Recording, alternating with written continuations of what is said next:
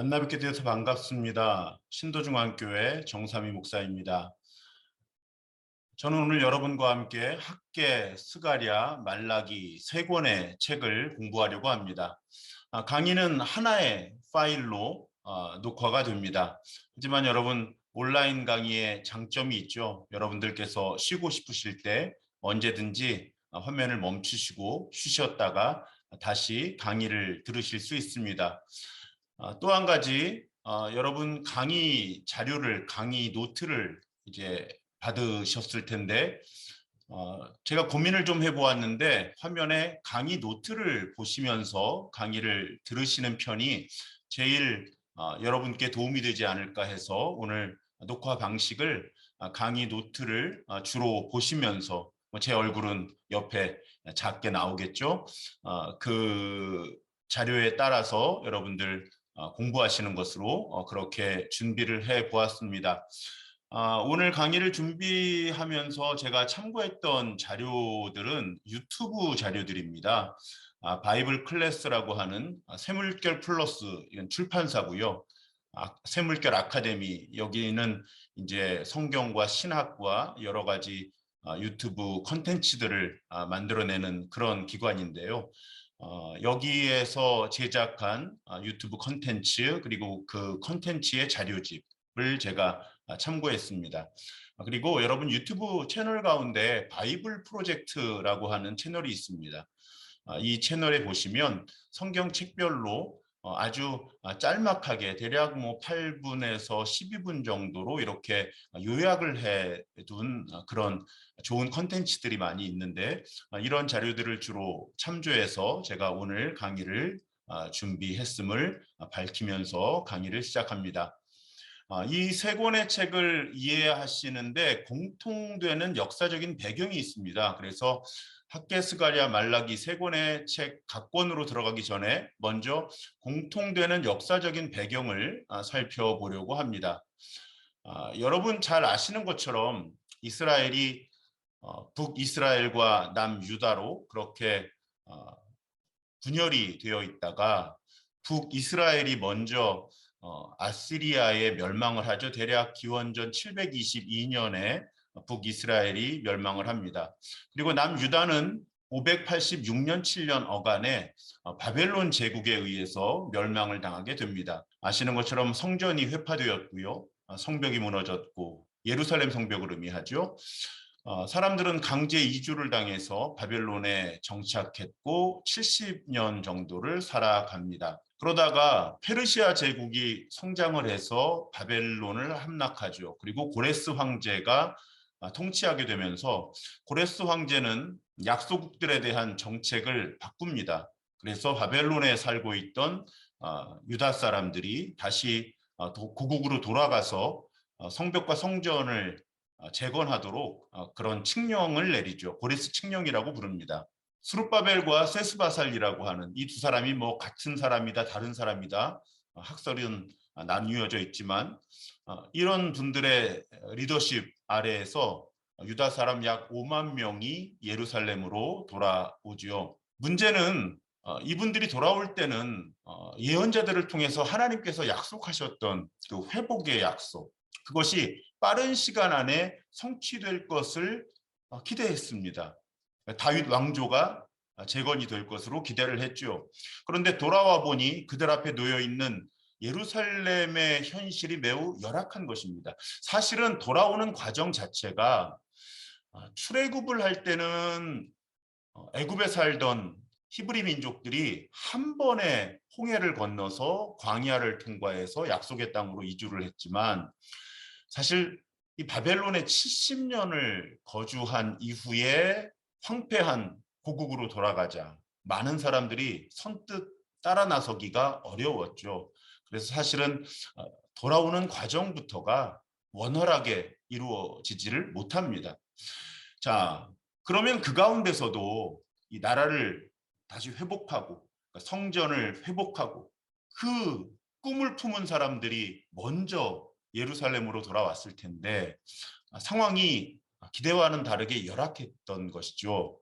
예루살렘의 건물들이 폐허가 되어 있었고 땅은 황폐해졌고 포로 교환자들과 예루살렘에 남아있던 사람들 간의 재산권 행사를 두고 갈등이 심화됩니다. 그렇죠. 남아있던 사람들이 있었으니까요. 그 사람들이 70년 동안 지배를 했죠. 소유를 했습니다.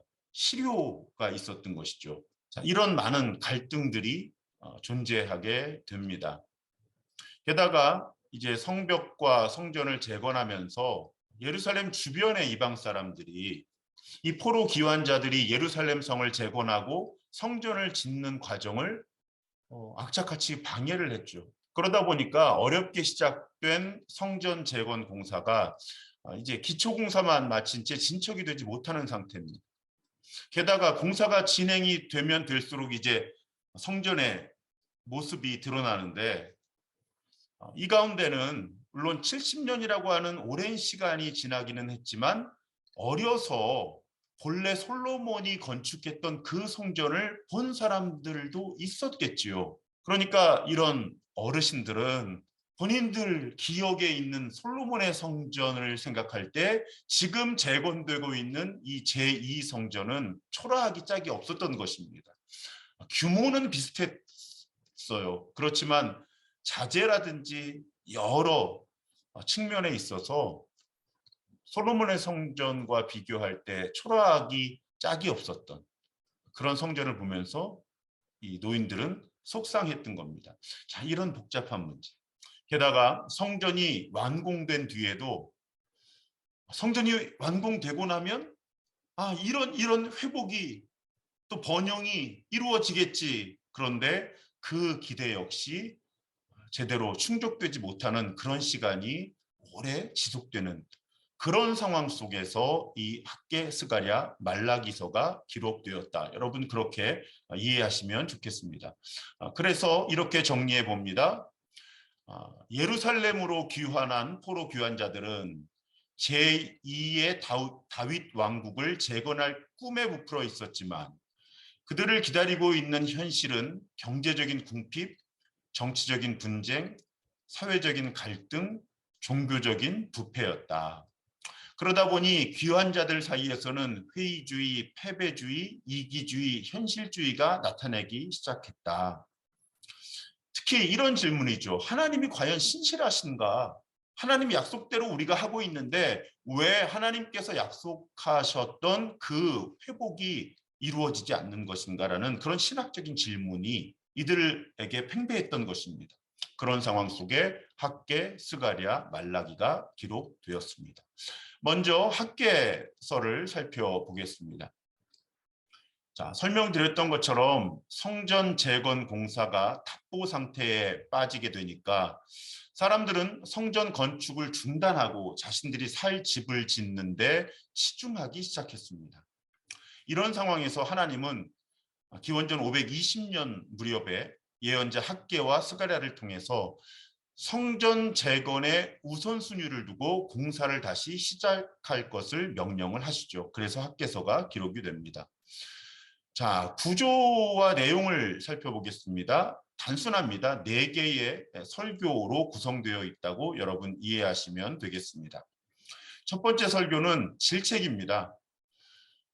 성전이 이렇게 무너져 있는데 지금 너희만 잘 꾸민 집에 살고 있을 때냐.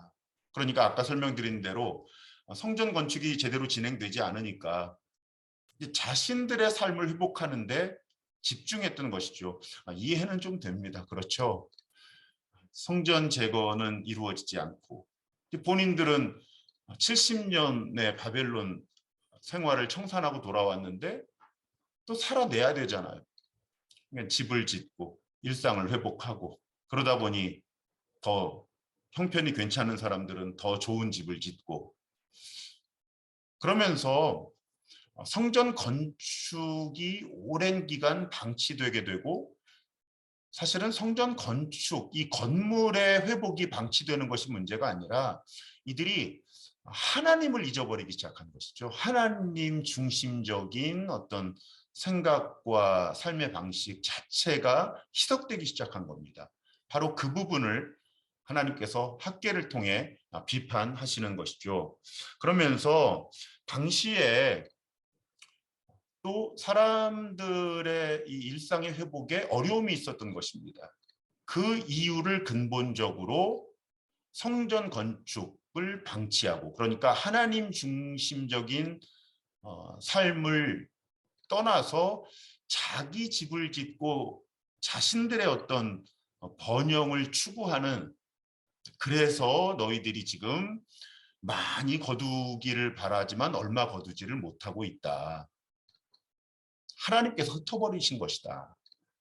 그런 해석을 학계가 하고 있는 것입니다.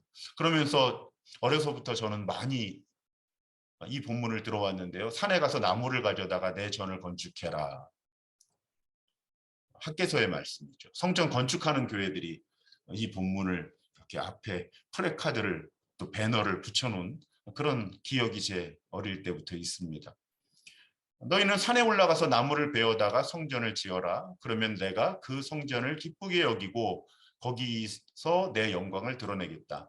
여러분, 오늘 이 자료에 있는 성경 본문들은 표준세 번역을 기본으로 하고 있습니다. 여러분들 이해하시기 편하도록. 그렇지 않은 번역은 제가 따로 표기를 해 두었습니다. 이 설교를 듣고 스알디엘의 아들 스룹바벨 유다 총독의 마음과 여호사닥의 아들 여호수아 대제사장의 마음, 그리고 남아있던 모든 백성들의 마음이 감동된 거죠. 그래서 성전을 재건하는 프로젝트가 다시 시작이 됩니다. 이것이 첫 번째 설교예요.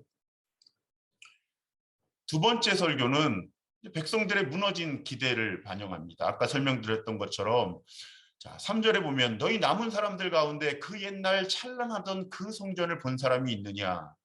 이제 이 성전이 너희에게 어떻게 보이느냐? 이것이 너희 눈에는 하찮게 보일 것이다. 그런데 이런 상황 속에서 하나님께서는 학계 선지자, 또 사실은 이어지는 선지자들을 통해서 이 눈에 보이는 성전이 문제가 아니라 이 눈에 보이는 성전은 하나의 표적이고 상징이고 하나님께서 앞으로 위대한 일을 이루실 것이다 하는, 그날이 올 것이다 라고 하는 그런 예언을 통해서 백성들을 위로하고 소망을 품게 합니다. 여러분 7절 이하에 보면 하나님이 모든 민족을 흔드시는 때가 온다. 그리고 그때에 모든 민족이 이 성전으로 모여들 것이다. 너희들 보기에 초라해 보이는 이 성전이지만 모든 민족이 이리로 모여들 것이다. 이 성전이 온 세상 보물로 가득 찰 것이다. 이 모든 보물이 다 하나님의 것이기 때문이다. 그래서 너희들 솔로몬의 성전이 찬란했고 이 성전이 초라하다고 그렇게 생각하지 말아라. 그 옛날 찬란했던 솔로몬의 성전보다 지금 너희들이 초라하다고 탄식하는 이 성전이 더욱 찬란한 성전이 될 것이다. 하나님이 그날이 오게 할 것이다. 그런 설교를 학계를 통해 하나님께서 선포하게 하십니다. 그러면서 중요한 것이 아까 말씀드린 것처럼요. 성전 건물을 짓는 것 자체가 문제가 아니었다는 것입니다. 그 성전에 어울리는 백성들의 거룩한 삶, 그것이 회복되는 것이 사실은 성전 건물을 회복하는 궁극적인 이유라고 하는 것을 세 번째 설교를 통해서 하나님은 학계에게 선포하게 하십니다. 언약에 신실할 것을 당부하시는 거예요. 그래서 제사장들에게 한번 물어봐라. 율법의 가르침이 어떠한지. 자, 거룩한 고기가 있는데, 거룩하게 바쳐진 거룩한 고기가 있는데 그걸 옷자락에 쌓았다. 옷자락에 이렇게 쌓여있는 그 고기를 다른 것에 접촉한다고 할 때 그 다른 물건들이 거룩해지겠느냐. 그랬더니 제사장들이 그건 아니죠. 왜냐하면 옷으로 감싸서 직접 접촉한 것이 아니니까요.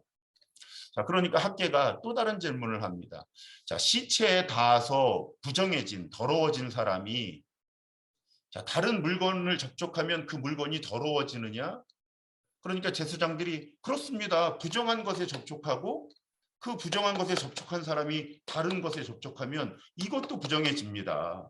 그때 학계가 선포합니다.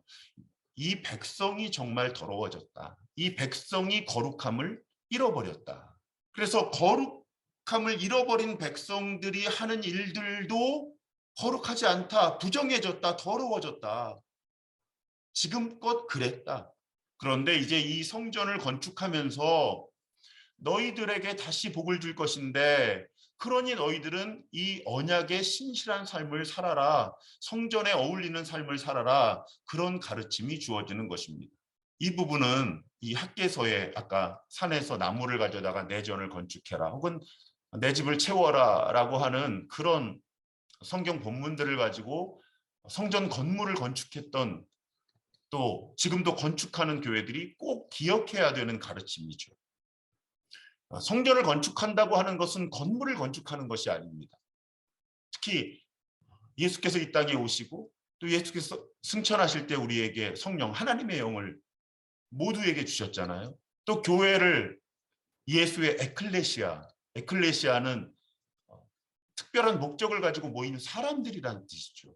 예수님이 교회를 세우겠다, 내 교회를 세우겠다 말씀하신 것은 나의 에클레시아, 나 때문에 모인 사람들 공동체를 만들겠다라는 의미였습니다. 그러니까 교회는 건물이기도 하지만 보다 근본적으로 공동체를 의미하죠. 그러니까 성전을 건축한다고 하는 것은 눈에 보이는 건물을, 어떤 공간을 만들어가면서 사실은 그 공간을 통해서 사람들을 세워나가는 것입니다. 공동체를 세워나가는 것이죠. 그리고 예수의 에클레시아를, 공동체를 세워나간다고 하는 것은 예수 때문에 살아가는 사람들, 예수를 닮아가는 사람들, 예수를 따라 사는 사람들의 공동체를 세워나가는 것에 그 본질이 있다는 것입니다. 그러니까 성전 건축의 본질은 건물, 예배당, 공간을 만들어 나가는 것에 궁극적인 목표가 있는 것이 아니라 예수의 에클레시아, 예수 때문에 예수 따라 예수 닮아 살아가는 사람들, 그런 사람들의 공동체를 만들어가는 것에 성전 건축의 궁극적인 목표가 있다. 오래전 학개서를 통해서도 하나님의 그런 의도가, 하나님의 뜻이 분명하게 선포된다고 하는 것, 우리는 결코 잊어서는 안 됩니다. 건물로서의 성전을 멋있게 건축하고 예수의 에클레시아로서의 공동체가 무너지는 일들, 우리 언론 보도를 통해서 아프지만 가끔 접하게 되죠. 그것은 우리가 성경을 제대로 읽어내지 못해서 생기는 일입니다. 성전 건축의 궁극적인 목표는 예수의 에클레시아, 예수의 몸, 예수를 닮아 사는, 예수 따라 사는 예수의 공동체, 그것이 세워지는 것이 성전 건축의 궁극적인 목표라고 하는 것, 우리는 결코 잊어서는 안 됩니다. 네 번째 설교 역시 언약에 신실할 것을 당부하시죠. 또 역시 그날이 온다. 하나님이 땅과 하늘을 뒤흔드시는 날이 온다. 모든 민족이 여호와 하나님을 하나님으로 고백하는 그날이 온다. 그날이 올 때까지, 그날이 오기 위해 스룹바벨 유다 총독, 너 신실해야 한다. 그리고 모든 하나님의 백성은 신실해야 한다. 그런 가르침으로 학개서가 마무리가 됩니다. 그래서 학개서의 교훈은 우리가 삶의 우선순위를 설정하는 데 있어서 실패하면 무슨 일이 벌어지는지를 우리에게 알려줍니다. 아까 설명드렸던 것처럼 성전 건축이 방치가 된 것은 하나님을 우선순위에 두는 삶이 무너졌기 때문에 문제가 있었던 것이다. 오늘날도 그렇죠. 우리가 하나님 뜻에 따라 살아가는 것에, 또 아까 설명드렸던 예수의 에클레시아를 이루어가는 것에 우선순위를 두기보다는 자신의 삶의 어떤 번영, 생존과 번영에 우선순위를 두기가 쉽습니다. 하지만 이 학개서는 우리 삶의 가장 중요한 것은 진정한 성전을 건축하는 것이다. 그런데 이 성전은 건물로서의 성전을 의미하는 것이 아니라 우리 자신이 하나님의 영이 거하시는 성전이잖아요. 우리가 하나님을 삶의 중심에 모시고 성전답게 살아가는 것, 그것이 우리의 최우선의 과제이다. 우리의 사명이다 하는 것을 학개서가 일깨워 줍니다. 자, 여러분 이 부분 잘 기억하셨으면 좋겠습니다. 건물로서의 성전이 궁극적인 가치가 아니라 예수의 에클레시아, 예수의 몸된 성전이 궁극적인 가치고, 그런데 성경 전체의 맥락에서 우리 자신이 성전이다. 우리 자신이 교회다. 그러니까 우리가 예수 닮은 모습으로 예수 따라 사는 삶, 그것이 우리가 성전됨을 이루어 나가고 지켜 나가는 것이다. 학계서의 성전 건축 이야기를 통해 우리는 그런 깨달음과 결단까지 나아가야만 한다는 것입니다. 여기서 학계서를 마치고 스가랴서 이어가도록 하겠습니다. 아까 설명드렸던 대로 이 영상은 하나의 영상으로 녹화가 되었습니다. 하지만 여러분 휴식이 필요하실 때는 이렇게 책과 책 사이에 잠시 강의 화면을 멈추고 이렇게 휴식을 취하시면 좋겠습니다. 자, 스가랴서의 기록 목적은 학계서와 그 배경은 동일하다. 마찬가지로 그래서 회의주의에 빠진 포로기환 공동체에게 하나님께서는 반드시 회복과 구원의 약속을 지키신다 하는 그 메시지를 전달하기 위해서 스가랴서가 기록되었다. 그렇게 이해하시면 됩니다. 스가랴서의 구조를 살펴봅니다. 1장 1절에서 6절까지 도입이고요. 그다음에 환상, 교훈, 예언 이렇게 세 부분으로 되어 있다고 이해하시면 되겠습니다.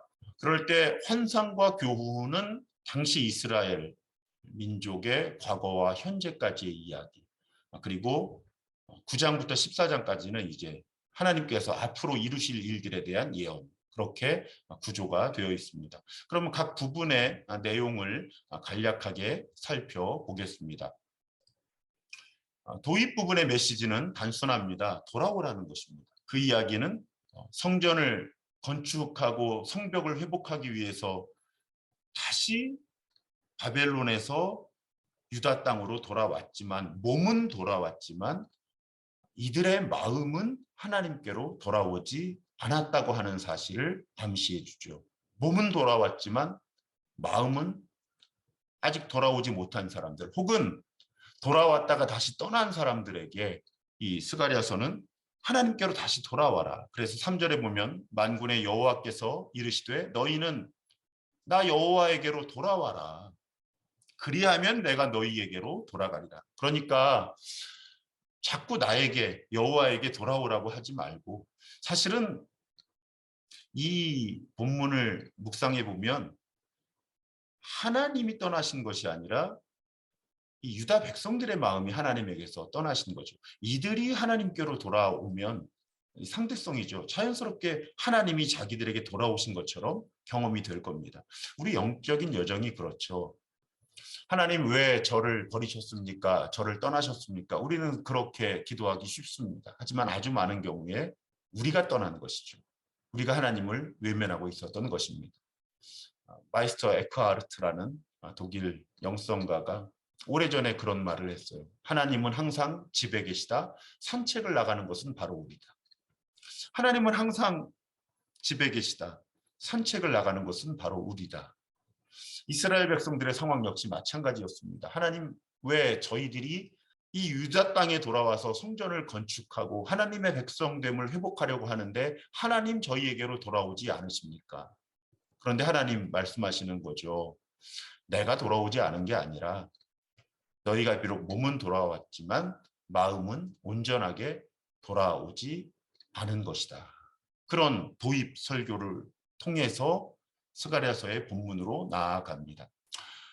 환상은 8개의 환상으로 되어 있습니다. 이 8개의 환상이 사실은 이해하기 쉽지 않은데요. 그냥 큰 틀에서 한번 살펴보도록 하겠습니다. 첫 번째 환상은 4명의 말탄자들이 나타나는데 온 세상을 순찰하는 그런 존재들이에요. 어떤 의미인가 하면 하나님이 온 세상을 살펴보시고 통치하신다. 그런 상징을 가지고 있죠. 이 순찰을 하는 4명의 말탄자들이 돌아와서 보고를 합니다. 어떻게 보고를 하는가 하면 온 세상이 평안하다는 거예요. 그러면서 질문을 합니다. 자, 벌써 70년째 심판을 받고 있는 이 예루살렘을 포함한 유다 땅, 이 유다 백성들을 언제까지 저 심판의 자리에 그대로 두실 겁니까? 이렇게 보고를 해요. 그러자 이런 대답이 주어집니다. 나는 하나님의 음성이라고 이해하시면 되죠. 예루살렘과 시온을 몹시 사랑한다. 그리고 이방 나라들에게 화가 난다. 왜냐하면 이 북이스라엘과 유다 하나님과 맺은 언약에 신실하지 않아서 심판을 받고 있지요. 그런데 하나님께서 심판을 받게 하신 그 정도, 이 아시리아와 바벨론을 통해서 심판을 하게 하셨는데 하나님의 의도를 벗어나서 하나님의 뜻에서 벗어난 강도로 몹쓸 억압을 학대를 지금 이스라엘 백성들에게 하고 있다는 것입니다. 그래서 하나님이 그렇게 표현하세요. 나 하나님도 내 백성에게 함부로 화를 내지 않는데 이방 나라들이 내가 벌 주는 것보다 내 백성들을 더 심하게 괴롭힌다. 그래서 내가 이제 이 예루살렘에 돌아왔다. 내가 다시 내 집을 여기 세울 것이다. 다시 측량줄을 긋겠다. 측량을 다시 한다는 것은 재건을 한다는 의미죠. 회복의 의미입니다. 그래서 하나님이 그렇게 외치라고 하십니다. 나 만군의 주, 만군의 여호와가 말한다. 내 성읍마다 좋은 것들로 다시 풍성하게 될 것이다. 나 주가 다시 한번 시온을 위로하겠다. 예루살렘은 다시 내가 택한 나의 도성이 될 것이다. 그것이 첫 번째 환상입니다. 이어지는 두 번째 환상은 네 뿔과 네 명의 대장장이 환상인데요. 네 뿔은 이스라엘과 유다를 사방으로 흩어버린 나라들을 상징하고요. 그런데 그 나라들 하나님께 다시 심판을 받죠. 왜냐하면 하나님께서 부여하신 그 범위를 벗어나서 하나님의 백성들을 학대했기 때문에. 그래서 하나님께서 이스라엘과 유다를 심판하시기 위해서 사용하셨던 이 네 뿔이 하나님으로부터 심판을 받을 것이다. 그 심판의 도구가 되는 나라들이 네 명의 대장장이로 그렇게 묘사가 됩니다. 자, 세 번째 환상은 아까 하나님께서 첫 번째 환상에서 말씀하셨던 대로 예루살렘을 측량하는 장면이에요. 측량줄을 손에 쥔 젊은이가 예루살렘을 측량합니다. 이제 예루살렘이 재건이 될 거예요. 그런데 성벽이 고정되어 있지 않습니다. 어떤 의미인가 하면 무한히 확장되는 성이 될 거예요. 불로 두른 성벽이 될 것입니다. 하나님의 보호를 받는, 또 그 성 안에는 하나님께서 임재하실 것이다. 그런 환상이 주어져요. 자, 네 번째 환상은 대제사장 여호수아가 등장을 합니다. 이 대제사장 여호수아가 더러운 옷을 입고 있어요. 이 이스라엘과 유다의 죄를 상징하죠. 아주 더러운 옷을 입고 있는데 그 여호수아 제사장을 사탄이 고소합니다. 참소를 해요. 그랬더니 이 재판장 하나님은 이 사탄을 책망하시고 아주 단숨에 여호수아를 깨끗하게 하십니다. 어떤 의미죠? 이스라엘을 다시 정결케 하실 것이다. 회복하실 것이다. 그 의관, 그 옷을 영화롭게 바꾸어 주세요. 그리고 새싹, 새순이라고 불리는 종을 보내서 하나님의 일을 이루시겠다고 약속하십니다. 이어지는 다섯 번째 환상에서는 순, 금, 촛대 그리고 그 양옆에 올리브나무 두 그루가 등장을 합니다. 종합적으로 보면 스룹바벨, 또 스룹바벨을 비롯해서 하나님을 섬기기 위해 거룩하게 구별된 사람들이 예루살렘을 재건할 것이다. 성전과 도시를 회복할 것이다. 하나님의 나라를 회복하고 확장해 나갈 것이다 라는 그런 의미를 담은 환상입니다. 이 대목에서 또 많이 인용되는 성경 구절이 등장을 하죠. 4장 6절에 보면 만군의 여호와께서 말씀하시되 이는 힘으로 되지 아니하며 능력으로 되지 아니하고 오직 나의 영으로 되느니라. 여러분 우리가 가끔 성경 본문을 맥락을 잘 모르면서 그냥 위로가 되는 말씀이니까 혹은 힘이 되는 말씀이니까 인용을 하는데 사실은 맥락을 이해하고 인용하시면 더 우리에게 도움이 되고 하나님의 말씀을 바르게 적용할 수 있게 되겠죠. 이는 힘으로 되지 아니하며 능력으로 되지 아니하고 오직 나의 영으로 되느니라라는 말씀이 주어진 맥락은 이제 하나님의 성전과 하나님의 나라가 회복되어야 하는데 이것이 인간적인 노력으로 되는 것이 아니라 하나님의 영의 인도하심과 도우심으로 그 일이 이루어질 것이다라는 맥락에서 주어진 말씀이라는 것입니다. 이어지는 6번째 환상에서는 하늘을 날아다니는 두루마리가 등장을 하는데 그 두루마리에는 온 땅에 임할 저주가 적혀 있습니다. 하나님께서 죄인을 심판하실 것이다라는 의미를 담은 그런 환상이에요. 회복되는 이 예루살렘, 새 예루살렘은 죄로부터 정결한 곳이 될 것이다. 죄는 심판을 받을 것이다. 라는 의미를 담은 그런 환상입니다. 이어지는 7번째 환상은 에바, 그러니까 이 곡식을 넣어두는 나무 상자죠. 뒤주라고 부르는 그 에바 속에 앉아있는 여인입니다. 그러니까 이스라엘의 불순종과 또 그 불순종의 결과로 바벨론의 심판을 받았던 것을 기억하라. 앞으로도 그런 일은 일어날 수 있다라는 메시지를 담은 환상입니다. 학 같은 날개를 단 두 여인이 이 귀주를 바벨론에 갖다 두는 장면이 바로 그 메시지를 강화시키죠. 과거에 하나님과의 언약을 배반하고 타락했던 이스라엘이 하나님께서 바벨론을 통해 내리시는 심판을 받았던 그 일들 기억해라. 또 앞으로 그런 경험을 하지 않도록 경계해라. 라는 의미를 담은 환상이라고 볼 수 있습니다. 마지막 8번째 환상은 노쇠로 만든 두 산 사이에서 병거 4대가 나오는 장면입니다. 이 4병거가 하늘의 4영을 상징하고요. 4영은 이제 온 세상, 온 우주를 대표하는 것입니다. 상징적으로. 동서남북이잖아요. 온 세상, 온 우주가. 그래서 4병거가 동서남북으로 흩어져서 하나님의 통치를 다시 선포하고 그 통치를 이루어가는 그런 환상이 8번째 환상입니다. 북쪽으로 떠난 검은 말들이 북쪽 땅에서 하나님의 마음을 시원케 한다.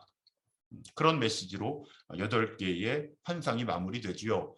근데 여러분 성경의 많은 책들 또 어떤 메시지들은 이렇게 순서대로 쭉 이어지는 구조를 갖기보다는 이렇게 바깥쪽에 큰 틀의 이야기 그리고 그 안에 이야기, 그 안의 이야기, 그 안의 이야기 이렇게 배치가 되는 경우가 많습니다. 예를 들어서 우리 신도중앙교회에서 제가 설교하고 성경을 가르칠 때 A, A-, B, B-, C, C-, D 이런 식으로요.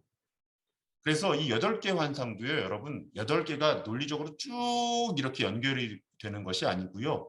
첫 번째 환상과 8번째 환상이 사실은 같은 의도와 논리와 구조를 가지고 있는 거예요. 온 세상을 통치하시는 하나님을 의미하는 그런 환상이 가장 앞과 가장 마지막에 위치를 하고요. 그 다음에 2번째 환상과 7번째 환상은 이스라엘 민족, 특히 이스라엘 민족의 죄, 또 심판, 그것을 향한 메시지가 2번째와 7번째 환상에 배치가 되는 겁니다. 그 다음에 3번째와 6번째 환상은 조금 더 범위를 좁혀서 예루살렘을 대상으로 하고 있고 특히 예루살렘의 회복, 정결케 됨 하는 그 구조를 주제로 하는 메시지를 담아냅니다. 그리고 가장 안쪽에 4번째, 5번째 환상은 대제사장 여호수아와 또 성전을 재건하는 행정적인 책임을 맡은 스룹바벨 이렇게 메시아적인 인물들 메시아는 기름 부음을 받아서 하나님의 일을 하는 사람들이죠. 그 메시아적인 인물들, 또 성전, 그러니까 온 세상, 이스라엘, 예루살렘, 성전과 메시아적인 인물, 이렇게 큰 구조에서 좁혀 들어왔다가 다시 나가는 그런 구조로 환상이 배치가 되어 있다. 사실은 이 환상뿐 아니라 앞에서 설명드렸던 것처럼 성경에 아주 많은 책들이 이런 구조로 되어 있습니다. 당시에 사람들이 이런 생각의 흐름을 가지고 글을 쓰고 읽었던 것 같아요. 제가 최근에 섬기는 신도중앙교회에서 산상수훈을 강의했는데 산상수훈 역시 그렇습니다. 가장 중심에 주님의 기도가 들어있죠. 그리고 그 외곽으로 이렇게 구조들이 그렇게 배치가 되어 있습니다. 그 구조를 여러분들이 이해를 하시면 앞에서 나왔던 얘기들이 왜 또 나오지 하는 그런 혼란을 넘어서실 수가 있는 것이죠. 앞에 나왔던 내용은 뒤에 반복이 되는 그런 구조가 많습니다. 가장 바깥을 둘러싼 틀, 그 안에 틀, 그 안에 틀, 그 안에 전달하고자 하는 핵심적인 메시지가 위치하는 경우가 성경에는 아주 많다 하는 부분, 여러분 또 성경 상식으로 하나 말씀드리고 넘어가겠습니다. 자, 그렇게 환상이 지나고 나면 마무리하는 메시지가 나오는데 아까 새싹이라고 하는 메시지가 등장을 했었죠. 여호수아 제사장에게 또 이런 메시지가 주어집니다. 너는 그에게 말하여라. 나 만군의 주가 이렇게 말한다. 이 사람을 보아라. 그의 이름은 새싹이다. 그가 제자리에서 새싹처럼 돋아나서 주의 성전을 지을 것이다. 당시 여호수아와 스룹바벨 이 성전을 재건하고 또 예루살렘과 이 유다를 회복해야 할 책임을 맡은 사람들이 어떤 존재인지를 설명함과 동시에 앞으로 끊임없이 메시아적인 존재가 나타나서 성전을 회복할 것이다.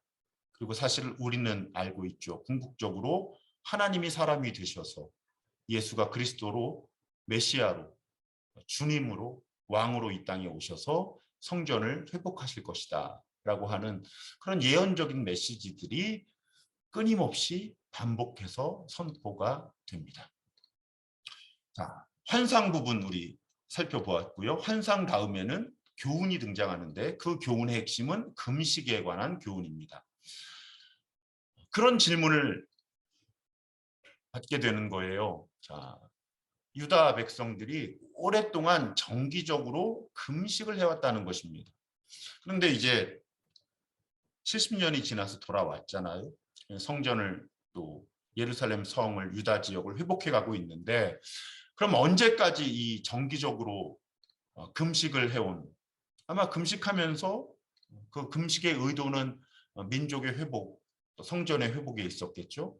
언제까지 이렇게 금식을 해야 합니까? 라는 그런 질문이 주어진 거예요. 그런데 그 질문에 대해서 하나님께서는 아주 날카로운 말씀을 하십니다. 7장 5절 여러분 화면에 보고 계시죠? 너희가 지난 70년 동안 다섯째 달과 일곱째 달에 금식하며 애국하기는 했지만 너희가 진정 나 하나님을 생각해서 금식한 적이 있느냐? 너희 그러지 않았다는 말씀이죠. 너희 스스로 만족하려고 먹고 마셨고 그 모든 금식, 기도 그런 것 가운데 나 여호와는 없었다. 얼마나 이스라엘 백성들, 이 유다 사람들이 당황했을까요? 여러분 우리도 그럴 수 있다는 것입니다. 우리가 금식하고 기도하고 많은 일을 감당한다고 하고 그것을 하나님 때문에 한다고 하는데 산상수훈에서 예수님이 나더러 주여 주여 하는 자마다 다 하나님 나라에 들어가는 것이 아니다. 심지어는 내 이름으로 설교를 하고 귀신을 쫓아내고 초자연적인 이적을 일으킨다고 해도 나의 뜻대로 행하는 사람이 하나님의 나라에 들어가는 것이다. 예수님 그렇게 말씀하셨잖아요. 자, 이 유다 사람들이 다섯째 달과 일곱째 달에 금식하며 애곡한 거예요. 얼마 동안? 70년 동안. 나름 자부심이 있었겠죠. 그런데 하나님은 나를 위해 한 것이 아니다라고 말씀하십니다. 70년 동안의 금식 기도가 헛수고랍니다. 우리는 늘 무엇인가를 열심히 하려고만 할 것이 아니라 그것이 정말 하나님의 뜻에 합당한 것인가를 고민해야 한다. 그런 아주 우리를 아프게 하는, 긴장하게 하고 정신 차리게 하는 그런 사건입니다. 그러면서 아마도 당시 유다 사람들이 생각해보지도 못한 얘기를 사실은 이미 오래전 이사야 선지자부터 여러 번 설교했던 이야기인데 하나님 다시 일깨워 주시는 거예요. 9절 이하에 보면 나 만군의 주가 이렇게 말한다. 너희는 공정한 재판을 하여라. 서로 관용과 자비를 베풀어라. 과부와 고아와 나그네, 사회적인 약자를 대변하는 그런 용어죠. 사회적인 약자들을 억누르지 말고 같은 민족끼리 해치지 말아라. 그것이 금식보다 중요하다. 혹은 정말 진정한 의미의 금식을 한다면 이런 세상을 만들어야 한다. 이런 세상을 만들려고 몸부림치면서 금식해야 그 금식이 진정한 금식이다라는 메시지죠. 그래야 19절 이하에 보면 넷째 달의 금식과 다섯째 달의 금식과 일곱째 달의 금식과 열째 달의 금식일이 바뀌어서 기쁘고 즐겁고 유쾌한 절기, 축제가 될 것이다. 여러분 아까 설명드렸던 것처럼 이 가르침이요 잊혀져 있었던 것이죠. 그런데 70년도 더 전에 이 남유다가 멸망하기 전에 이사야 선지자를 통해서도 선포된 말씀이죠. 이사야 58장에 보시면 야 너희가 서로 다투고 싸우면서 금식하는구나. 너희 목소리를 저 높은 곳 하나님께 들리게 할 생각이 있다면 너희가 기도의 응답을 받고 싶다면 이런 금식 소용없다. 이것이 어찌 내가 기뻐하는 금식이겠느냐. 이것이 어찌 사람이 통회하며 괴로워하는 날이 되겠느냐. 금식이 얼마나 괴로워요. 목숨 거는 거잖아요, 사실은. 그런데 그렇게 금식하는 것 하나님이 기뻐하시지 않는다는 것입니다. 하나님이 기뻐하는 금식이 무엇이냐. 부당한 결박을 풀어주는 것, 멍에의 줄을 끌어주는 것, 압제받는 사람들을 놓아주는 것, 모든 멍에를 꺾어버리는 것, 바로 이런 것들이 하나님이 기뻐하는 금식이 아니냐. 또한 굶주린 사람에게 너의 양식을 나누어 주는 것, 떠도는 불쌍한 사람을 집에 맞아들이는 것, 환대하는 것이 아니겠느냐. 헐벗은 사람을 보았을 때에 그에게 옷을 입혀주는 것, 너의 고륙, 네가 마땅히 돌봐줘야 하는, 책임을 져야 하는 그런 사람들을 피해서 숨지 않는 것, 돌봐줘야 하는 가족, 친척, 가까운 사람들, 그런 사람들을 돌봐야 하는 너의 의무를 외면하지 않는 것, 그런 삶의 실천이 하나님이 기뻐하는 금식이다. 그래야 너의 빛이 새벽 햇살처럼 비칠 것이며 너의 상처가 나을 것이다. 하나님 그렇게 말씀하시는 거예요. 이 본문을 수도 없이 들었어요. 제가 어릴 때부터. 그런데 이 본문을 너무나 왜곡해서 하는 설교를 너무나 많이 들었습니다. 하나님이 금식을 하면 흉악한 결박을 풀어주신다. 본문은 결코 그런 의미가 아니죠. 너희들이 정말 진정한 의미의 금식을 한다면 금식을 하면서 혹은 금식하기 이전에 이 세상에 부당한 결박들을 풀어줘라. 네가 할 수 있는 범위에서 다른 사람 억압하고 압박하는 것 있으면 그런 일 버려라. 세상에 압제당하는 사람들, 사회적인 약자들, 그런 사람들 먹고 살 수 있게 해줘라. 기본권을 가질 수 있게 해줘라. 차별하지 말아라. 그런 세상 만들려고 애를 쓰면서 금식할 때 그 금식이 진정한 금식이고, 그래야 그 금식하면서 하는 기도가 하나님 마음에 합한 기도가 될 것이고, 그래야 하나님께서 그 기도에 반응하실 수 있다. 네, 여러분은 안 그러셨으면 좋겠는데 저는 어릴 때부터 금식을 마치 하나님께 하는 단식 투쟁처럼 그렇게 배웠어요. 그래서 여러분 한국 교회, 한국 크리스천들이 그렇게 금식을 많이 했고 그렇게 많은 금식 기도원을 세웠지만 한국 교회와 한국 우리 크리스천들이 얼마나 이 세상에 사회적인 약자들이 사라지는 사회적인 구조를 차별과 억압이 없는 그런 세상을 만드는데 우리가 기여를 했을까? 우리 한번 이 이사야서의 말씀과 스가랴서의 말씀을 읽으면서 깊이 성찰해 보아야 합니다. 그리고 오늘날도 우리가 금식을 하잖아요. 금식을 한다면 과연 그 금식에 합당한 하나님이 기뻐하시는 그런 금식을 할 것인가? 그럴 때 우리가 금식하려고 한다면 나를 살피고 주변을 살펴야 한다는 거예요.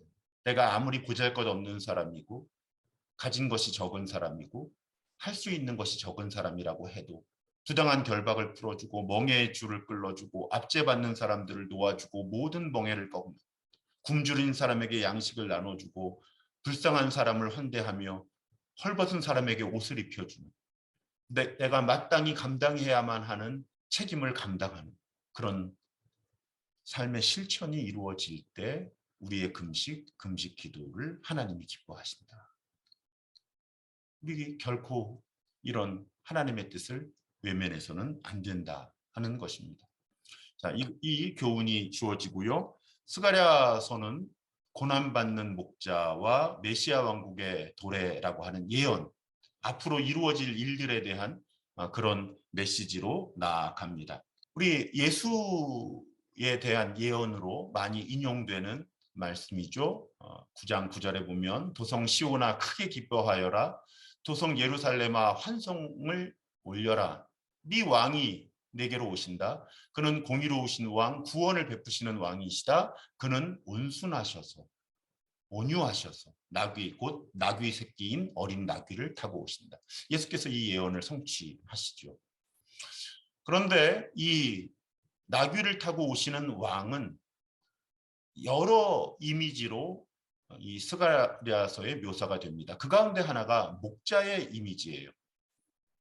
그래서 11장 7절을 제가 인용했는데 나는 잡혀 죽을 양떼를 돌보았다. 목자의 역할을 감당하는 것. 특별히 억압을 당하고 있는 양떼를 돌보았다. 그런데 이상하게도 양들이 이 참된 목자를 외면을 합니다. 그리고 다른 목자들도 이 참된 목자를 외면을 해요. 그래서 이 참된 목자는 상처를 받습니다. 9절에 보면 나는 더 이상 너희를 돌보는 목자 노릇을 하지 않겠다. 죽을 놈은 죽고 망할 놈은 망하여라.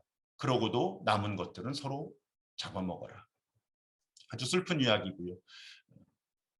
이 진정한 목자가 사꾼 목자들을 해고를 하는데 오히려 공격을 받고 이 진짜 목자가 해고를 당하는 그런 지경의 일들이 일어날 것이다 하는 예언이 이 스가랴서 11장까지의 예언 가운데 등장을 합니다.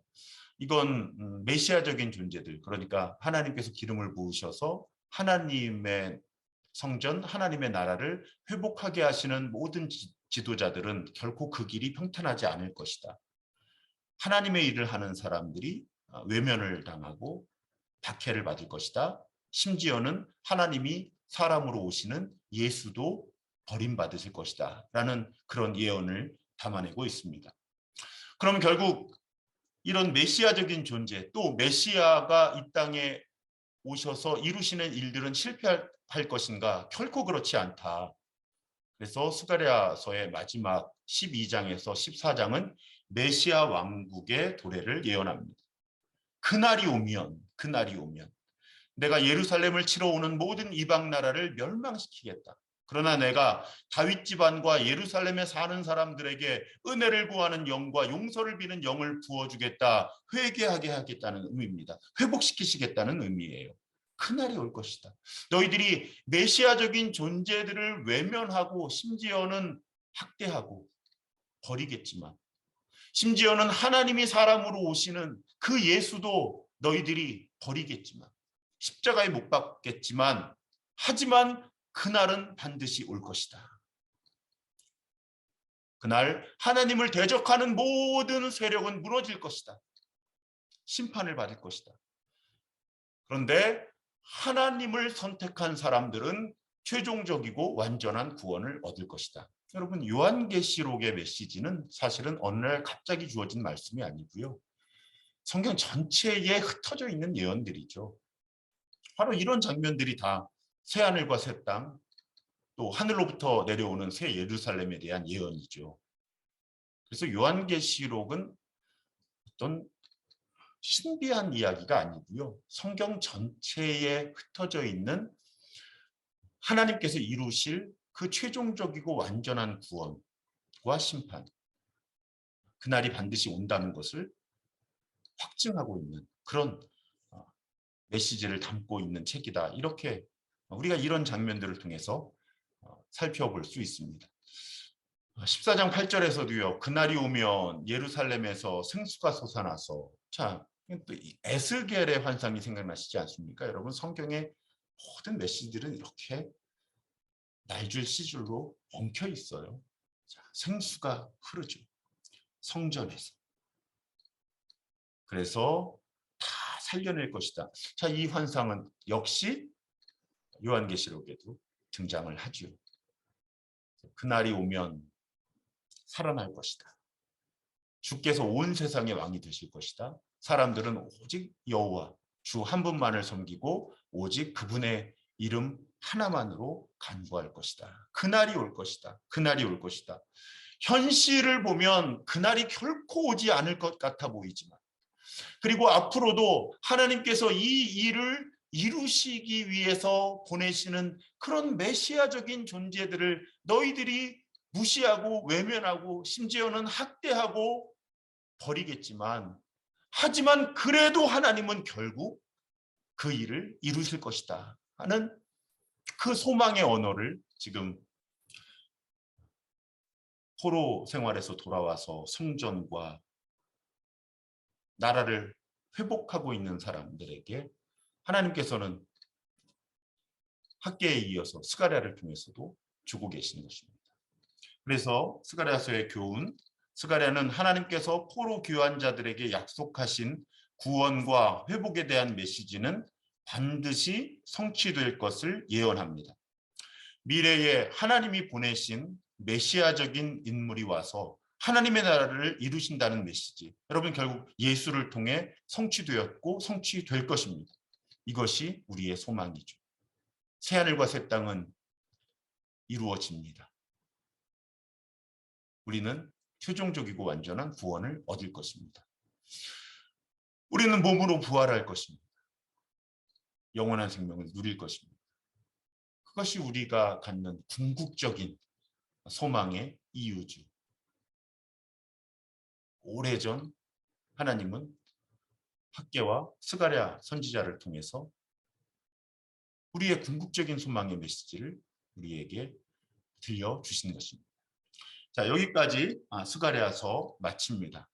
이제 말라기서 한 권 남아 있는데 여러분 여기서 또 잠시 영상을 멈추시고 휴식을 취하셔도 좋겠습니다. 자, 이제 말라기서 우리 살펴보도록 합니다. 말라기는 기원전 475년에서 460년 어간에 기록되었을 가능성이 높습니다. 아까 이스라엘, 유다가 바벨론 포로에서 돌아온 것이 586년 7년 어간이라고 말씀을 드렸으니까 대략 한 100년 정도 시간이 지났죠. 자, 포로 귀환 후에 성전을 건축했는데도 불구하고 삶의 상황이 그다지 나아지지 않는 상황. 아까 학계에서 살펴보기 전에 그 배경에 대한 설명 드렸습니다. 그렇게 되니까 정말 하나님은 신실하신가라는 그런 의심, 또 불평, 또 냉소주의, 그런 것들이 유다 사회 전반에 광범위하게 퍼지게 되죠. 말라기서는 바로 이런 상황에서 유대인들의 어떤 서운한 마음, 언약을 하나님이 지켜주시지 않는다라고 하는 낙심, 그런 마음을 위로하면서 그들의 오해, 하나님에 대한 오해, 신학적 오해죠. 그 오해를 바로잡아줄 목적으로 기록이 된 책, 말라기는 그런 목적으로 기록이 됩니다. 구조를 살펴보면요. 서론 1장 1절이고요. 그리고 본론은 6개의 논쟁으로 되어 있습니다. 그리고 결론이 등장을 하고요. 이 논쟁의 주제는 하나님은 언약에 신실하신데 이스라엘, 그러니까 유다 백성들은 언약에 신실하지 못했다. 그런데 언약에 신실하지 못했던 이스라엘 백성들이 오히려 하나님이 언약에 신실하시지 않다고 하나님을 오해하고 있다. 이것이 6가지 논쟁의 주제입니다. 이 논쟁 하나하나를 살펴보면 어떤 의미인지 이해하실 수 있을 것 같습니다. 첫 번째 논쟁의 주제는 하나님의 사랑이에요. 자, 하나님은 여전히 하나님의 백성들을 사랑하신다라는 그런 서로. 그런데 질문이 주어지죠. 하나님의 백성들의 질문입니다. 하나님께서 우리를 사랑하신다는 증거를 대보십시오. 못 믿겠다는 것이죠. 증거가 무엇입니까? 그때 말라기를 통해 주어지는 하나님의 대답은 에서와 에서의 후손 에돔이 아니라 야곱과 야곱의 후손 이스라엘을 하나님이 선택하셨다. 왜냐하면 그 에서의 후손 에돔이 멸망을 하거든요. 그리고 유다는 지금 회복이 되어 가고 있죠.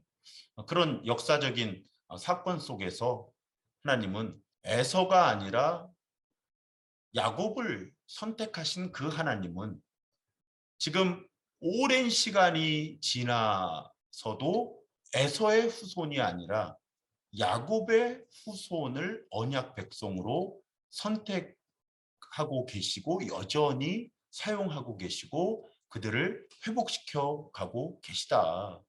이것이 바로 하나님의 사랑의 증거다라는 메시지를 주고 있는 것입니다. 이것이 첫 번째 논쟁이에요. 두 번째 논쟁은 제사장들의 부패를 그 주제로 하고 있습니다. 이런 메시지가 주어지는 거예요. 이스라엘이 하나님을 공경하지 않고 멸시했다. 그러니까 발끈하는 거죠. 반론을 제기하는 겁니다. 우리가 어떻게 주님의 이름을 멸시했습니까? 그때 주어지는 대답이 흠 있는 제물을 드렸다. 하나님께는 흠 없는 제물을 드리는 것이 원칙이죠. 최선을 다해 흠 없는 제물을 드려야 합니다. 그런데 하나님의 백성들이라고 하면서 하나님의 이름을 높인다고 하면서 하나님을 예배한다고 하면서 흠 있는 병든 어차피 상품 가치가 없는 그런 제물을 하나님께 드렸고 왜 주제가 제사장들의 부패인가 하면 제사장들이 그것을 허용한 것이죠. 그러니까 제사장들의 책임이 사실은 더 컸던 것입니다. 제사장의 역할이 하나님과 하나님의 백성들 사이를 연결하는 거잖아요. 예배드리도록 도와서 화해를 선포해주는 용서와 화해를 선포해주는 이것이 제사장들의 역할이었는데 제사장들이 타락했고 그러면서 하나님과 하나님의 백성들 사이에 예배와 화해가 무너졌다. 그것이 두 번째 논쟁의 주제입니다. 세 번째 논쟁의 주제는 언약의 파기예요. 자, 이스라엘이 언약을 저버렸다 하는 것입니다. 그랬더니 또 반론이 제기가 되는 거죠. 아니 우리가 어떻게 서로 약속을 어겼고 하나님과의 언약이 망가진 겁니까? 우리 그런 적이 없습니다. 이런 반론이 제기가 되죠. 이 대목에서 우리가 이해해야 할 것이 특히 구약 예언서의 맥락에서는 이 우상을 숭배하는 것과 이 결혼 관계가 아주 연결되어서 한 틀로 해석이 되는 거예요. 조금 더 구체적으로 살펴보면요. 우상을 숭배하는 것과 성적인 순결, 특히 결혼의 언약 관계를 깨뜨리는 것이 같은 의미였다는 것입니다. 그런데 이때 당시에 유다 사람들이 어떤 일을 행했는가 하면 우상을 숭배하는 여인들의 성적 매력에 이끌려서 이들과 성관계를 갖고 이들과 결혼하기 위해서 흔히 우리가 표현하는 조강지처를 벌이는 겁니다. 그런 관행이 있었다는 거예요. 이 사회에서 관행이 되면 다 그러니까 하고 사람들이 그것을 죄라고 생각하지를 않잖아요. 그런 관행이 만연한 거예요. 그러니까 하나님께서는 조강지처를 벌이는 것은 너희들 사람과 사람 사이에 이 신실한 언약 이것을 너희들이 존중하지 않는 가장 대표적인 행위인데, 심지어는 이 조강지처를 벌이는 행위가 우상을 숭배하는 것과 연결되어 있다. 하나님, 나 여호와와 맺은 언약에 너희들이 신실하지 않은 것이다. 그래서 나 여호와와 맺은 언약에 너희들이 신실하지 않은 것과 너희들이 이 혼인관계, 이 결혼이라고 하는 언약을 존중하지 않는 것, 이 두 가지 신실하지 않은 행위가 하나로 연결되어서 지금 너희들에게 나타나고 있다. 그렇게 하나님이 책망하고 계신 것입니다. 네 번째 논쟁의 주제는 하나님의 의로우심이에요. 정의, 하나님의 정의, 하나님의 공의. 자, 이런 질문이 주어집니다. 하나님께서는 이 유다 백성들의 말에 지치셨다는 거예요. 그랬더니 이런 반론이 제기가 되죠. 아니, 우리가 무슨 말을 했다고, 우리가 어떻게 하나님을 괴롭혔습니까? 그때 주어지는 대답은, 너희들은 하나님께서 악을 조장하신다거나 혹은 악을 방관하신다고 투덜거림으로써 하나님을 힘들게 하고 있다. 지금 하나님은 그런 하나님이 아닌데. 이어지는 논쟁에서도요, 하나님은 신실하시지만 유다 백성들은 신실하지 않다. 그런 메시지가 주어져요. 그랬더니 유다 백성들이 그렇게 질문하는 것이죠. 그럼 우리가 어떻게 회개할 수 있겠습니까? 우리가 어떻게 돌이킬 수 있겠습니까? 그때 말라기에서 아마 여러분들이 가장 많은 설교를 들으셨던 주제일 거예요. 11조를 회복해라. 하나님께 드리는 11조를 도둑질하지 말아라 라는 그런 가르침이 주어지는 거예요. 11조를 온전하게 드릴 때 너희들이 하나님을 향한 신실함을 회복하는 것이다. 그리고 마지막 논쟁은 또 이스라엘이 불손한 말로 하나님을 대적했다라는 메시지가 주어지는 거예요. 우리가 무슨 말로 주님을 대적했습니까? 너희들이 하나님을 섬겨봐야 소용없다. 하나님을 섬겨봐야 쓸데없다 하고 말함으로써 하나님을 대적하고 있다. 그러니까 네 번째 논쟁과 여섯 번째 논쟁은 유다 백성들, 하나님의 백성들이 생각과 말을 통해서 하나님을 지치게 하고 대적하고 있다. 하나님 믿어봐야 소용없어. 하나님은 악을 조장하고 방관하는 분이야. 악하게 살아. 돈 많이 벌고 높은 자리 올라가고 쾌락을 즐기고. 이런 생각과 말과 행동을 통해서 하나님을 힘들게 하고 또 하나님을 대적하고 있다. 하지만 하나님은 그런 하나님이 아니다. 하나님은 신실하시다. 너희들이 신실하지 않은 것이다. 너희들이 조강지처를 버리고 다른 여인들과 결혼하면서 너희들끼리의 언약을 무시하고 하나님과 맺은 언약을 무시하고 있는 거 아니냐. 너희들이 가치 없는, 어차피 버려야 할 그런 재물을 드리면서 어떻게 하나님을 예배하고 있고 하나님을 섬기고 있다고 말할 수 있느냐. 너희들이 어떻게 하나님께 마땅히 드려야 하는 11조를 도둑질하면서 하나님을 섬기고 있고 따르고 있고 예배하고 있다고 말할 수 있느냐. 잘 생각해봐라. 나는 에서 대신에 야곱을 선택한 그 족장 시대부터 지금 이때까지 한결같은 신실함으로 너희와 함께하고 있다. 지금 신실한 언약을 망가뜨리고 있는 것은 바로 너희들이다. 이 6개의 논쟁은 그런 메시지를 담아내고 있습니다. 그러면서 마지막에 이런 메시지가 주어지는 거예요. 우리가 아주 좋아하는 메시지잖아요. 2절을 너무 좋아하시잖아요. 우리 성도님들이. 내 이름을 경외하는 너희에게는 의로운 해가 떠올라서 치료하는 광선을 발할 것이니 너희는 외양간에서 풀려난 송아지처럼 뛰어다닐 것이다. 아주 많이 인용되고 좋아하는 말씀인데요. 맥락을 잘 이해하셔야 합니다. 바로 한 절 위에 보면요. 우선 심판의 경고가 주어지는 것이죠. 자, 하나님은 언약에 신실하세요. 하나님의 사람들이 언약에 신실하지 않은 거예요. 그럼 신실하지 않은 사람들에게는 심판이 주어질 수밖에 없다는 것이죠. 스스로 하나님의 하나님과 맺은 언약에 신실하지 않은 것은 사실은 심판을 선택하고 있는 것이다. 그래서 그날이 올 것이다. 모든 교만한 자와 악한 일을 하는 자가 지푸라기 같이 타버릴 날이 올 것이다. 그날이 오면 모든 것이 소멸될 것이다. 그러나 하나님의 이름을 경외하는 사람들에게 조건이 있는 거예요. 하나님의 이름을 경외하는 사람들. 그런데 하나님의 이름을 경외하는 사람들은 말로만 저 하나님 경외하는데요, 이런 사람들이 아니라는 것이죠. 이 앞에 6개의 논쟁을 여러분 잘 기억하셔야 되는 거예요. 정말 자신들의 생각과 말과 행동으로 하나님과 맺은 그 언약에 신실한 사람들.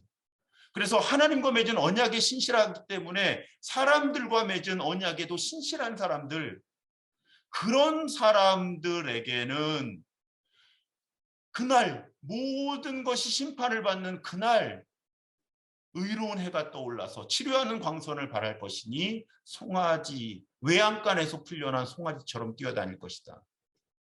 여기서 제가 치료하는 광선 옆에 날개라고 해석을 달아두었는데요. 여러분 성경에도 주석이 달려 있습니다. 왜냐하면 이 히브리어 원문에 광선이라고 하는 단어가 없고요. 날개라는 단어예요. 그러니까 의로운 해가 떠올라서 이렇게 하나님 은혜의 날개죠. 날개로 덮어주신다는 건데 이제 해의 이미지와 연결하다 보니까 우리말로 번역할 때 광선이라고 번역을 한 거예요. 좀 성경을 잘 모르는 분들이 이렇게 안수기도 치유기도 이런 거 하면서 정말 무슨 빛이 나가는 것처럼 이렇게 말씀하시는데, 물론 의로운 해가 떠올라서 하니까 광선의 이미지와 연결하는 것이 크게 다르질 않지만 사실은 성경의 원문은 구약에 보면 이렇게 하나님의 은혜의 날개 아래 품어주신다, 그런 이미지가 강하잖아요. 치료하는 날개로 품어주신다라고 하는 그런 의미를 본문이 본래 갖고 있는 거고요. 또 한 가지는 여기서 치료 또 치유의 의미는 우리 개개인의 몸과 마음의 병이 낫는다는 그 의미보다는 1차적으로 민족적인 사회적인 치유와 회복의 그 1차적인 메시지가 있다는 것도 우리가 반드시 기억을 해야 합니다. 맥락을 여러분 다 이해하셨잖아요. 하나님의 신실하심과 하나님의 백성들의 신실하지 못함을 대조하면서 하나님의 백성들이 신실함을 회복하고 지켜나갈 때 하나님께서는 이 하나님의 백성들, 이 공동체, 이 사회를 온전하게 치유하실 것이다, 회복시키실 것이다 라는 맥락이 이 말라기의 치료하는 광선이라고 하는 그 의미의 맥락이라는 것입니다. 이 맥락을 모두 이해한 상태에서 그 치유의 표적으로 우리 몸과 마음의 병을 하나님이 고쳐주시거든요. 그래서 예수가 이 땅에 계실 때 많은 병자들을 고치신 거예요. 하나님 나라가 임할 때 일어나는 사건들의 매우 의미 있는 표적이 치유와 회복이죠. 몸의, 마음의 치유와 회복이에요. 그렇지만 예수가 이 땅에 계시면서 많은 사람들의 몸과 마음을 치유해 주신 것은 그 치료, 그 치유 그 자체의 궁극적인 목적과 목표가 있었다기보다는 하나님의 나라, 하나님의 통치가 회복된다고 하는 것을 사람들로 하여금 보게 하는 표적이었다고 하는 것입니다. 지금 이 말라기 4장의 맥락 역시 치료하는 광선을 하나님이 바라시고 너희가 외양간에서 풀려난 송아지처럼 뛰어다닐 것이다 하는 것은 어떤 개개인의 몸과 마음의 치유와 회복을 의미하기보다는 하나님의 백성들이 하나님과 맺은 언약에 신실할 때 그 사회, 그 나라를 하나님이 통치하시고 그때 온전한 치유와 회복이 이루어질 것이다 라는 그 맥락의 메시지고, 그 표적으로서 몸과 마음의 치료, 치유, 회복이 이루어진다라고 하는 큰 그림은 하나님의 통치의 회복이고, 그 안에 표적으로서 우리의 상한 몸과 마음이 치유되고 회복되는 사건이 일어난다. 그 틀을 잘 이해하시는 것이 성경을 오해하지 않는 우리의 치유와 회복의 본질을 바르게 이해하는 데 있어서 여러분 도움이 되실 것입니다. 그러면서 우리 11조에 대한 가르침 한번 살펴보아야만 하죠. 왜냐하면 아마 오늘 조금 아까도 제가 그 논쟁에 대해서 설명하면서 온전한 11조를 드려야 한다. 그것이 언약의 신실함을 지켜나가는 것이다. 회복하는 것이다. 11조를 도적질함으로써 언약의 신실함이 파괴되었다라고 하는 그런 설명을 드릴 때 아마 이 강의를 듣는 분들 가운데도 마음이 굉장히 부담되고 힘드신 분들이 많을 거예요. 그런데 이 본문의 의미 역시 당시 시대의 맥락에서 우리가 좀 꼼꼼히 살펴보아야만 한다는 것입니다. 여기서 11조와 봉헌물, 사실은 우리가 11조만 강조하는데 본문에 보면 11조와 봉헌물 이렇게 등장을 하죠. 여러 해석이 가능합니다. 하지만 저는 그 가운데 이제 제가 가장 선호하는 한 가지 해석을 여러분들에게 설명해 드릴 수밖에 없으니까, 본래 11조가 어떻게 만들어지죠? 예, 이스라엘 백성들이 약속의 땅에 들어와서 제비를 뽑아서 이렇게 땅을 공평하게 나누어 갔잖아요. 우리는 땅 욕심이 참 많아요. 그런데 성경은 땅은 하나님의 것입니다. 그래서 땅은 공평하게 나누어 가져야 하고요. 또 희년이 되면 50년에 한 번씩 그 땅은 본래 주인에게 되돌려 주어야 해요. 저는 어떤 정치, 경제, 사회적인 생각을 말씀드리고 있는 게 아니라 성경 가르침 그대로 말씀드리는 거예요. 땅은 하나님의 것이어서 어떤 사람이 많이 독점하면 안 돼요. 열심히 살거나 뭐 어떤 일이 일어나서 누군가 땅을 많이 가질 수도 있어요. 그걸 하나님이 그 순간 빼앗으시지는 않습니다. 그런데 희년이 되면 그 땅을 본래 소유주들에게 다 돌려주어야 하고요. 토지를 매매할 때는 반드시 희년에 본래 주인에게 돌아간다 하는 그 전제를 가지고 토지의 가치를 산출해야 되고 매매를 해야만 했어요. 그 성경적으로 하나님은 땅을 그렇게 소유하고 그렇게 사고 팔라고 가르쳐 주신 거예요. 그런데 문제는 레위 지파 사람들에게는 이 땅이 분배되지를 않습니다. 그럼 이 레위 지파 사람들은 어떻게 생계를 유지하고 살아가야 하는가? 다른 지파 사람들이 11조를 들여서 그걸 가지고 레위 사람들은 생계를 유지하고 성전의 제사를 관할을 해야만 했던 것이죠. 그리고 그 레위 사람들은 또 봉헌물이라고 번역된 또 10분의 1을 구별해서 제사장들이 생활할 수 있도록 드린 거예요. 요약하면 12지파 사람들은 11조를 들여서 레위지파 사람들의 생활과 사역을 지원해야 됐고요. 레위지파 사람들은 또 10분의 1을 제사장에게 들여서 제사장의 생활과 사역을 지원해야 됐다. 그것이 11조의 원리입니다. 그런데 우리가 또 하나 잊어서는 안 되는 11조의 원리가 있어요. 많은 분들이 모르시더라고요. 신명기 14장에 보면 매 3년 끝에 그 해에 난 소출의 11조를 다 모아서, 이 11조는 3년에 한 번씩은 11조를 한 번 더 했는지 아니면 3년째 되는 11조를 이런 용도로 사용했는지는 분명하지 않지만 11조에 특별한 용도가 있었던 거예요. 제사장들의 생계를 유지하고 또 성전을 운영해 나가는, 성전 제사를 운영해 나가는 그 용도 외에 하나님께서는 11조에 매우 중요한 용도 하나를 더 정해주셨는데, 너희가 사는 성 안에 유산도 없고 차지할 목도 없는 레위 사람이나 떠돌이나 고아나 과부, 자, 떠돌이, 고아, 과부, 사회적 약자라고 말씀드렸어요. 그 사람들이 먹고 살 수 있도록 3년에 한 번씩 그 11조는 그런 목적으로 사용해야만 했다는 거예요. 그러면서 하나님이, 주 너희의 하나님이 너희들이 그 11조를 온전하게 드려야 너희가 경영하는 모든 일에 복을 내려주실 것이다. 그러니까 여러분, 11조는 크게 세 가지 용도로 사용이 되어야만 했다는 것입니다. 하나는 성전 제사를 주관하는 사람들이 생계를 유지해야 됐고요. 또 성전이 운영이 되어야만 해요. 그런데 거기에 더해서 사회적인 약자들의 생계를 지원하는데 11조가 사용이 되어야만 했다는 것입니다. 온전한 11조를 드려야 이 일들이 이루어지는 거예요. 그러니까 온전한 11조를 드리지 않으면 어떤 일이 일어나겠습니까? 레위인과 제사장들이 생계가 유지가 되질 않아요. 물론 생계가 유지가 된다고 해도 탐욕을 갖는 제사장들이 나왔겠지만 생계가 유지가 되지 않으면 어떤 일이 일어났을까요? 제사장과 레위인들은 타락을 하거나 아니면 자신들의 본연의 사역이 아닌 다른 수입을 얻기 위한 일들을 하면서 성전의 제사와 또 율법을 가르치는 그런 사역들이 원활하게 이루어질 수가 없었겠죠.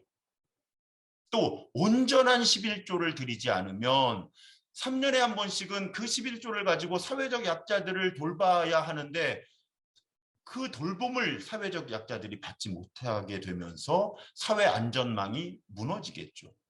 여러분 온전한 11조 하면 자꾸 내가 수입이 얼마인데 이거를 세금 전에 드려야 되나 세금 후에 드려야 되나 아니면 이걸 100원 단위에서 끊어야 되나 1000원 단위에서 끊어야 되나 만원 단위에서 끊어야 되나 10원 단위 이런 질문을 하는 분들이 가끔 계신데요. 온전한 11조라고 하는 이 개념의 이 취지는 세금 전에 뜰 거냐 후에 뜰 거냐 10원, 100원, 1000원, 만원 단위 어느 단위에서 끊을 거냐 이것이 본질이 아니라 11조가 온전하게 사용되고 있느냐라는 것에 첫 번째 초점을 맞추어야만 한다는 것입니다. 그리고 그 일을 이루기 위해서 나는 정말 11조와 봉헌물, 내가 마땅히 드려야만 하는 그 11조를 온전히 드리고 있느냐. 이 두 가지 질문을 이 말라기는 함께 하고 있는 거죠. 사실은 말라기라기보다는 구약 전체가 11조에 관한 그런 가르침을 우리에게 주고 있는 것입니다. 오늘날도 우리가 11조 헌금을 많이 드립니다. 그래서 11조를 드릴 때 여러분 11조 드려야 복 받는다. 안 드리면 벌 받는다. 여러분 우리 이 수준에 머물러서는 안 됩니다. 11조를 왜 드리느냐 하는 거예요.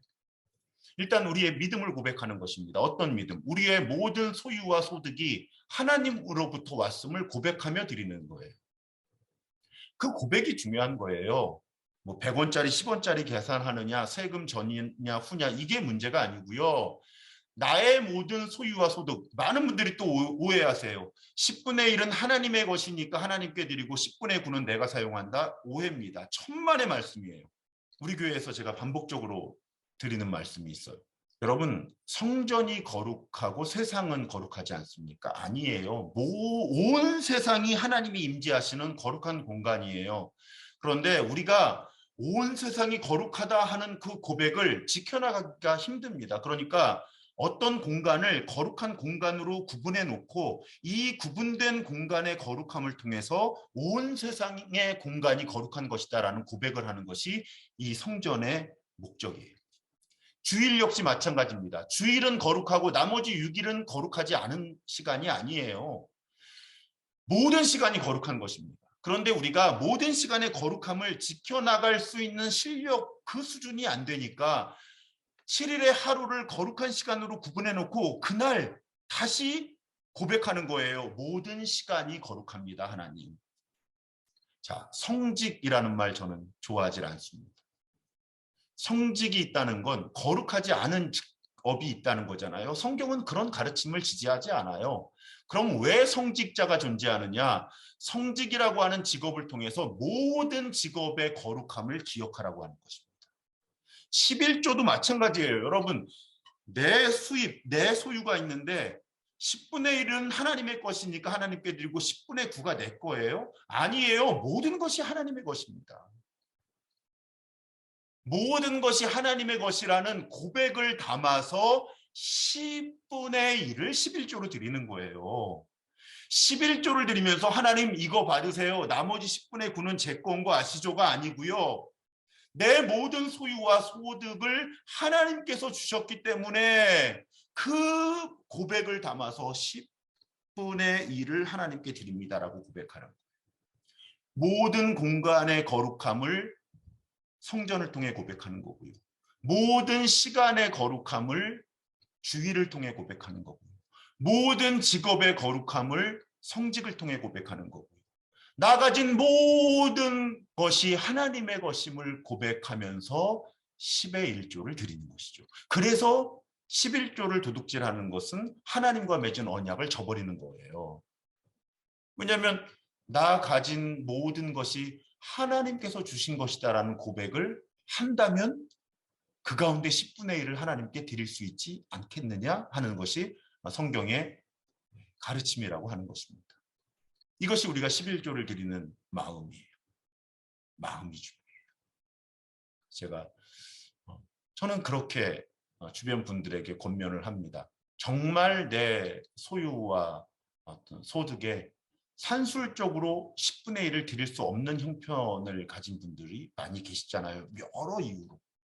정말 형편이 어려워서 그럴 수도 있고, 또 사실은 11조를 드린다고 하는 것은 가족이 서로 동의를 해야 하는 부분이니까 그것 때문에 어려움을 겪을 수도 있고요. 그럴 때는 금액과 상관없이 나 가진 모든 것이 하나님으로부터 왔습니다 라는 고백을 담아서 11조라는 제목의 헌금을 드리라고, 액수에 관계없이 저는 그렇게 사실은 권면을 합니다.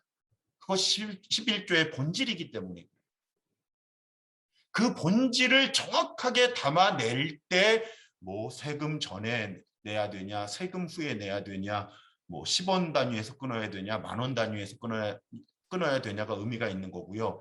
그런데 정말 제가 솔직히 말씀드리면요, 나 가진 모든 것이 하나님의 것이다라고 고백한다면 여러분, 세금 전에 뛰냐 세금 후에 뛰냐, 10원, 만원, 100원 이거 안 중요해집니다.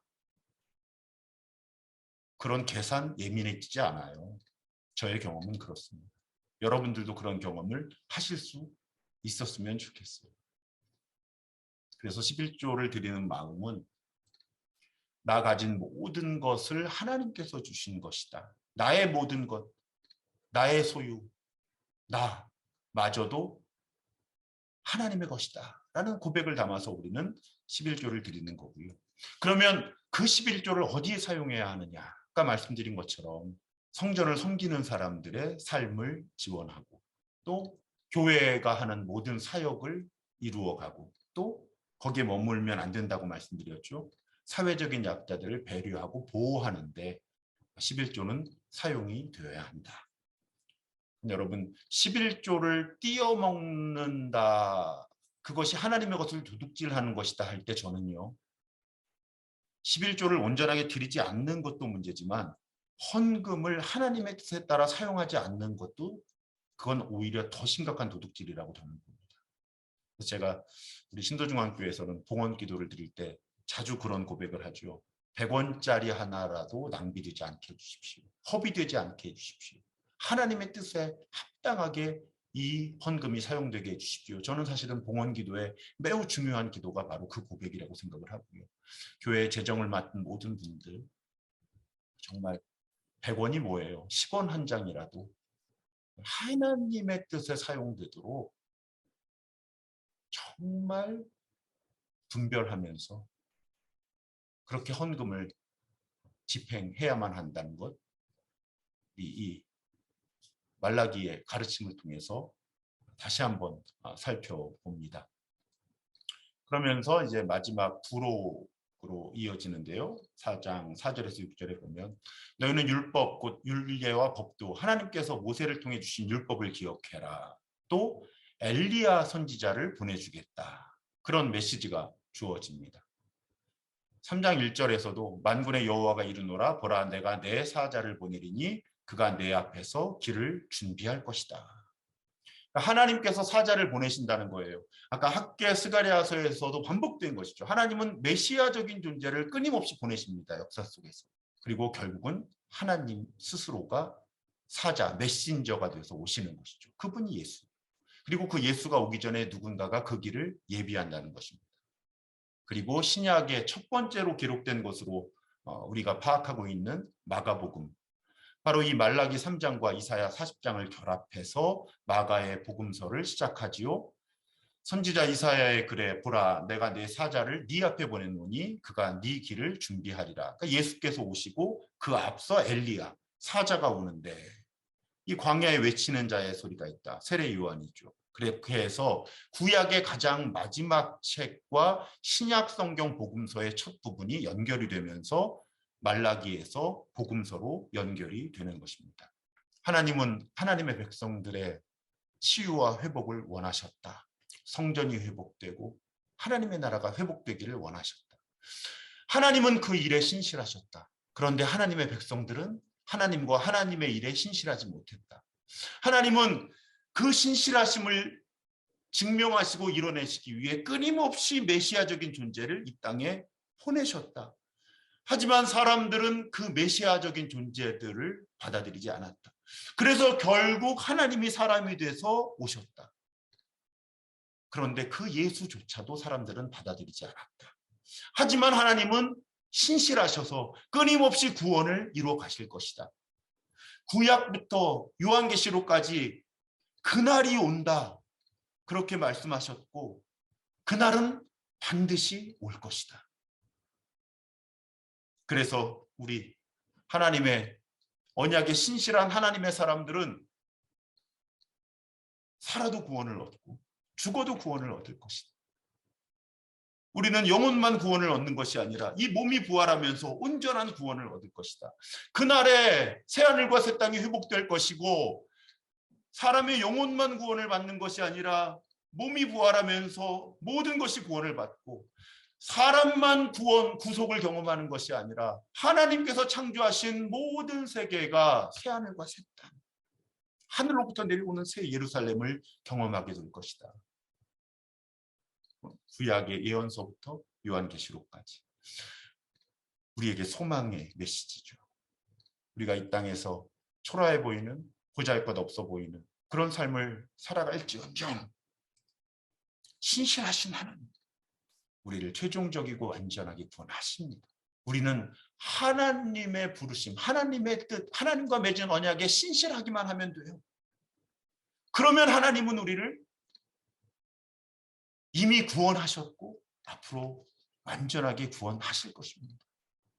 2022년 새해를 시작하는 이 첫걸음, 첫 달에 이런 소망의 메시지를 듣게 하시는 우리 하나님의 이름을 높입니다. 하나님을 찬양합니다. 우리 말라기 교훈 함께 살펴보고 제가 기도하면서 오늘 마치려고 합니다. 하나님께서는 유다 백성들의 온갖 자기 변호를 무효로 처리하신다. 하나님과 하나님의 백성들 사이에 언약을 지켜내기 위해 하나님이 내세우시는 기준은 하나님의 말씀에 규정된 기준이다. 그 기준은 하나님이 절대 양보할 수 없는 것으로 하나님 사랑과 이웃 사랑의 실천이었다. 유다 백성들 또한 우리가 따라야 할 기준은 우리의 경제적, 사회적, 심리적인 형편이 아니라 하나님의 말씀이죠. 하나님의 계획입니다. 그 계획은 우리가 하나님을 사랑하고 이웃 또 모든 피조물들을 사랑하면서 하나님과 맺은 언약에 신실하게 사는 것. 그러면 하나님은 우리의 구원을 이루셨고 완전하게 이루신다.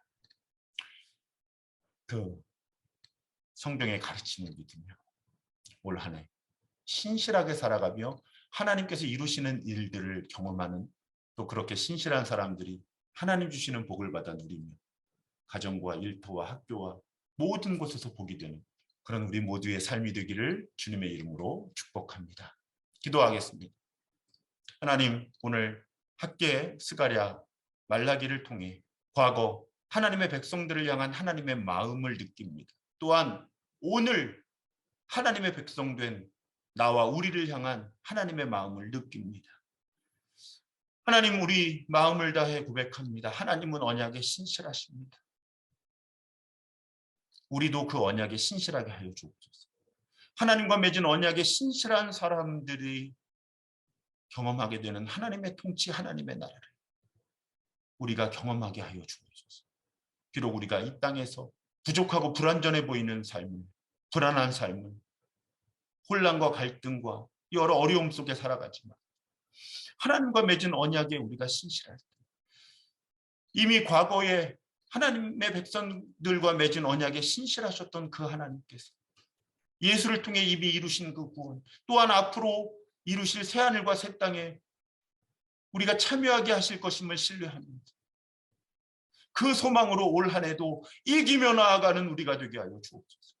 신실한 하나님께만 소망을 두고 사는 사람들이 경험하는 하나님의 일을 우리가 경험하는 2020년 되게 하여 주옵소서. 신실하신 하나님께서 주시는 복을 받고 그 복을 우리 가정과 학교와 일터와 주변에 만나는 모든 사람들에게 나누는 복이 되는 사람들 되는 2022년 되게 하여 주옵소서. 그렇게 이루실 줄 믿사오며 우리 구주 예수 그리스도의 이름으로 감사하며 간절히 기도드리옵나이다. 아멘. 오늘 함께해 주신 모든 분들께 깊이 감사드립니다. 다음 기회에 또 다른 하나님의 말씀으로 만나 뵙겠습니다. 올 한 해 복 많이 받으시고 많이 누리시고 나누시는 여러분 모두가 되시기를 다시 한번 주님의 이름으로 축복합니다. 대단히 감사합니다.